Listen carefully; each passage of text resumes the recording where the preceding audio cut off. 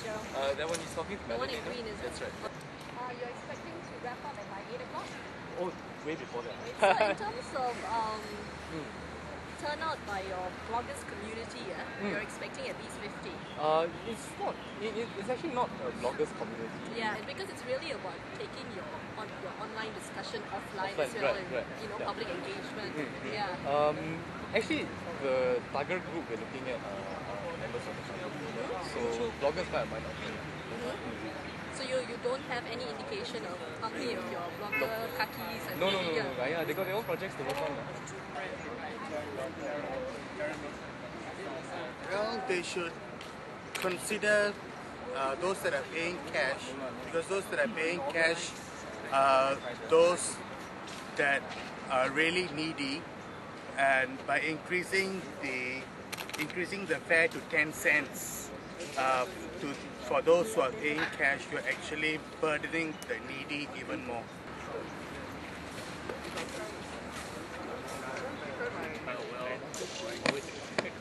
Mr. Tan, how did you get to know about this event today? Okay, I also serve TOC.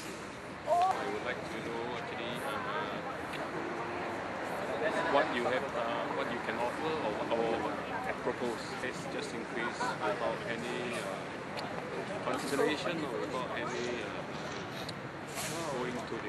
going to the people. So something needs to be done.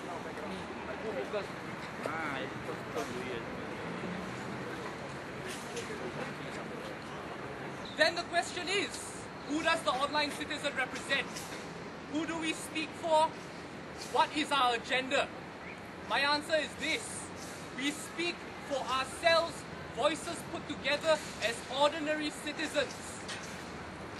The phrase of our pledge pushes us to build a democratic society based on justice and equality. It asks every and each one of us to build it with our hands, to put out proposals that we feel represent or reflect the voice of the people. That is our duty as citizens. That is why we are here today. The word transport has 9 letters. I will start with T. T is for the transport fare increase announced yesterday. What is missing in the report, which has 13 pages, is the question which I think many Singaporeans must be asking. How come there's no figure for what is the estimated profits of the 2 transport operators due to the increase? This is a very important statistic because in previous years, almost year after year, we are told that costs are rising and therefore fares need to go up. If we don't have an estimate of the profits, how do we evaluate pre- and post-fare increase, whether the fare increase is justified or not? The S, S is for senior citizens. Senior citizens are perhaps affected the most by this increase because senior citizen fares has gone up by 4 cents from 67 to 71. That's an increase of 6%. How? Transport vouchers. So every year when fares are raised, the poor gets transport vouchers. Last year, 30, 20. But you see, every time fares go up, you get $20, $30. That's only for that year. What about the previous years? So the transport voucher system is only good for 1 year. Now this year is even more funny because the government is going to give $4.5 million to help the needy. The transport companies are going to come out with a few hundred thousand, making a total of slightly over $5 million. Listen to this.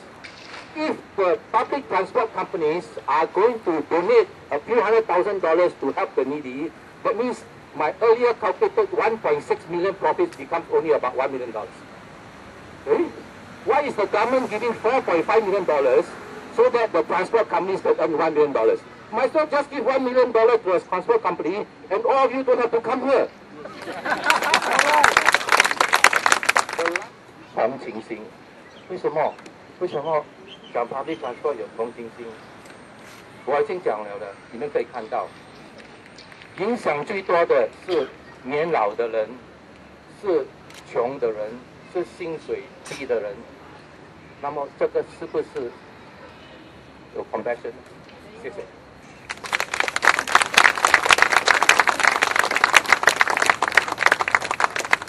The rush hour squeeze in the morning is horrible. Horrible to the extent that we have so many ERPs nowadays. Vehicles are everywhere, doing everything, from ferrying children to schools and attempting to make it work on time. And students having to squeeze with working adults on the trains and buses during the morning rush hour. With this problem, along came increased bus and train frequency. And not forgetting the ERP. ERP, electronic road pricing, or better known as every road pay. How successful has it been controlling congestion during the morning rush hour? I guess you are a better judge than I am. So what should we as students and young Singaporeans expect from the ministry and transport companies? Is it merely because we are electorally insignificant? Besides, voting age is at 21, not 18. Is it because of that that our needs and our dreams are being compromised? Recommendation number 3. Relook at the Road Traffic Act and amend the legal age when a person can obtain a license to operate a motor vehicle. Why not we increase it to 21? This could be highly controversial. What is my intention of proposing this? It's very simple. It's to change the mindset of young Singaporeans in aspiring to own cars and also to stop losing young lives on roads. Public transportation should take precedence over private ownership in the minds of young people today. I repeat, public transportation should take precedence over private ownership in the minds of youth today. This is a fundamental shift in mindset, and no one, even our MPs,